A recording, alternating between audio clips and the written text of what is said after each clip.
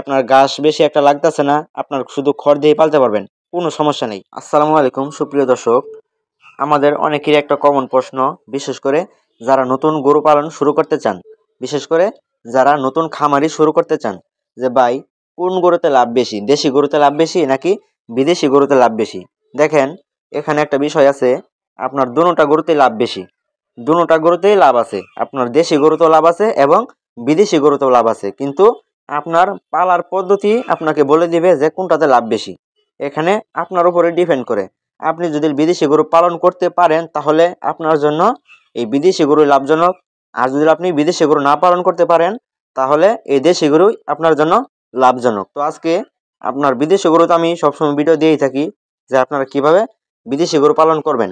তো আজকে একটু ব্যতিক্রম, আজকে আপনাদেরকে দেখানোর চেষ্টা করব যে আপনার দেশি গরু কিভাবে পালন করতে হয়, দেশি গরু থেকে কিভাবে লাভটা বাইর করতে হয়।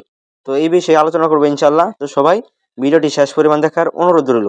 ছোট্ট একটি ভিডিওর মাধ্যমে আপনারা অনেক কিছু জানতে পারবেন। তো চলুন কথা না বাড়িয়ে মূল বিষয়ে চলে যাই। আপনি যদি দেশি গরু থেকে লাভবান হতে চান তাহলে আপনার দুইটা বিষয় মাথায় রাখতে হবে। এক, আপনার নিজের ওপর আত্মবিশ্বাস থাকতে হবে। দুই, আপনার ধৈর্য থাকতে হবে। যদি আপনার ধৈর্য না থাকে তাহলে কিন্তু আপনি খামার করে লাভবান হতে পারবেন না। কারণ দেশি গরু আপনার একটা সমস্যা, আপনার বকনা গরু যদি আপনি কিনেন তাহলে আপনার একটু লং টাইম লাগে বাচ্চা দিতে, তাই আপনারা চেষ্টা করবেন একটুনি বয়স দেখে গরু কেনার জন্য দেশি গরুর ক্ষেত্রে। আবার বিদেশি গরু আপনার একটুনি আপনার বকনা গরু কিনলেও কোনো সমস্যা হয় না, কারণ আপনার বিদেশি গরু 14 থেকে 15 মাসের মধ্যে হিটে চলে আসে, আর দেশি গরু কিন্তু আপনার 2 বছরে লেগে যায়, আপনার 18 মাস কিংবা আপনার 20 মাস এরকম লেগে যায়। তাই আপনারা চেষ্টা করবেন এরকম একটা বকনা গরু কেনার জন্য। দেশি গরু থেকে যদি আপনি তাড়াতাড়ি লাভবান হতে চান তাহলে আপনার একটু বড় গরু কিনতে হবে। যদি আপনি ছোট গরু কিনেন তাও আপনি লাভবান হতে পারবেন, আমি এটা বলবো না যে আপনারা লাভবান হতে পারবেন না। ছোট গরু কিনলে আপনারা লাভবান হতে পারবেন, কিন্তু একটু সময় লাগবে।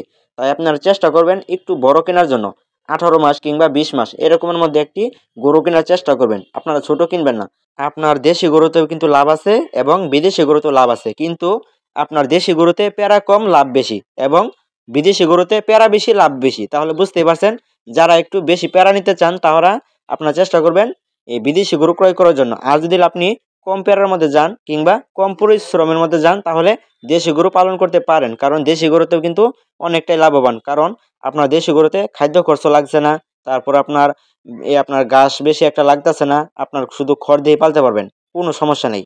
একটু একটা ঘাস খাওয়াইতে পারেন, কিন্তু কোনো সমস্যা নেই, কম বেশ হলেও সমস্যা নেই। কারণ দেশি গরুর এতটা আপনার ওষুধ পানি এতটা লাগে না, আপনার রোগবালাই কম, সব দিক দিয়ে আর কি।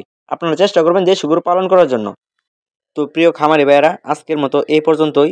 ভিডিও দেখে যদি মনে হয় যে কিছু শিখলাম তাহলে আমাদের এই চ্যানেলটি সাবস্ক্রাইব করে রাখতে পারেন, কারণ আমি নিত্য নতুন গরু এবং খামারি বিষয়ে ভিডিও দিয়ে থাকি। তো সবাই ভালো থাকবেন, সুস্থ থাকবেন, দেখা হচ্ছে নতুন কোনো ভিডিওতে। তাই আমাদের এই খামারি চ্যানেলের পাশে থাকবেন। আসসালামু আলাইকুম রহমতুল্লাহি তাআলা ওয়া বারাকাতুহু।